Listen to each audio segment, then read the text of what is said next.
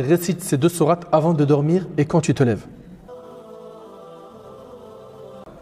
Allah tabaraka wa ta'ala il nous dit Qul a'udhu bi rabbil falaq. Dis je cherche la protection du Seigneur de l'aube naissante. Al-falaq est le matin ou le lever du jour. Min sharri ma khalaq, contre le mal des êtres qu'il a créés. Ceci signifie contre le mal de toute chose créée. Wa min sharri ghasiqin idha waqab, contre les périls des ténèbres quand elles ont tout envahi.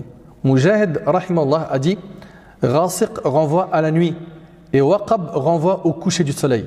Ibn Abbas radiallahu anhuma et d'autres partagent cette opinion. Ils ont dit en effet il s'agit de la nuit et de son obscurité, contre les périls des ténèbres quand elles ont tout envahi. Wa min sharri nafathati fil uqad, contre les maléfices de celles qui soufflent dans les nœuds, ce qui signifie les sorcières. Cela signifie les sorcières. Mujahid rahimallah a dit quand ils font leur sorcellerie et soufflent dans les nœuds. Wa min sharri hasidin idha hasad, contre la méchanceté de l'envieux quand il envie.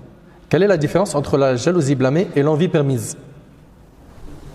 Il y a ce qu'on appelle al-hasad al-mamdouh et al-hasad al-mazmoum. L'envie est de 2 types. Al-hasad al-mamdouh, on l'appelle al-ghibta. Al-ghibta c'est quoi? Comme dans le hadith, le prophète dit la hasada illa fitnatayn. Point d'envie permise que dans 2 choses. Quelqu'un à qui Allah il a donné la science, d'accord? Il enseigne la religion, le Coran, etc. Et il enseigne aux autres. Et quelqu'un à qui Allah a donné de l'argent, et il en fait aumône pour les autres. Lui, tu as le droit de quoi? De l'envier. Par contre, al-hasad al-muharram, c'est tamanni zawal ni'mat al-ghayr. C'est le fait de souhaiter la disparition des biens de quelqu'un. Ça, c'est haram. D'ailleurs, le prophète me dit iyyakum wal-hasad. Il dit méfiez-vous, gare à vous de l'envie, car l'envie brûle les bonnes actions, tout comme le feu brûle le bois. Tu es en train d'envier les gens, pourquoi? Ce qu'ils ont, c'est Allah qui leur a donné. Qu'est-ce qu'il y a? Pour toi, Allah subhanahu wa ta'ala, il n'a pas bien fait les choses. Allah tabaraka wa ta'ala, il est al-hakim, le sage, azza wa jal. Donc, c'est très simple. Dans notre religion, on n'envie pas quelqu'un en lui souhaitant du mal. Tu peux bien évidemment dire, j'aimerais bien avoir une voiture comme un tel, une voiture plus confortable, pas de problème. Mais lui souhaiter du mal, ça c'est interdit en islam. Nous qui bifadillah azza wa jal, on comprend la religion. On n'envie pas les gens pour dunya. On ne les concurrence pas pour dunya. Dunya, on leur laisse. Le plus important, c'est l'autre monde. Selon Uqba ibn Amr, le prophète a dit ne vois-tu pas qu'il y a des versets qui m'ont été révélés cette nuit dont on n'a jamais vu de pareil auparavant? Ces versets sont dit je cherche protection auprès du Seigneur de l'aube naissante, Qul a'udhu bi rabbil falaq, et dit je cherche protection auprès du Seigneur des hommes, Qul a'udhu bi rabbin nas. Et c'est rapporté par l'imam Muslim.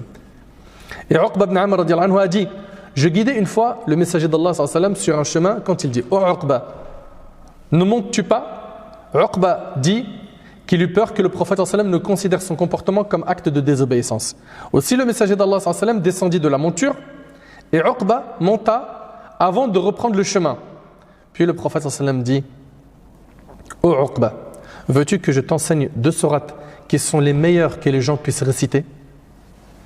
Soyez attentifs s'il vous plaît. Veux-tu que je t'enseigne 2 sourates qui sont les meilleures que les gens puissent réciter? Uqba dit certes oui au messager d'Allah.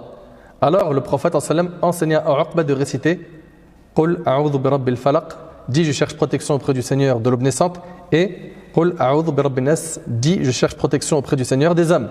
Puis la prière fut annoncée et le messager d'Allah se mit devant les gens et récita ces 2 sourates dans la prière. Plus tard, il revint vers Uqba et lui a dit qu'en penses-tu ô Uqba? Récite ces 2 sourates avant de dormir et quand tu te lèves. Rapporté par Al-Imam An-Nasa'i et d'autres. Voilà en résumé ce qu'on a à dire concernant Surat Al-Falaq.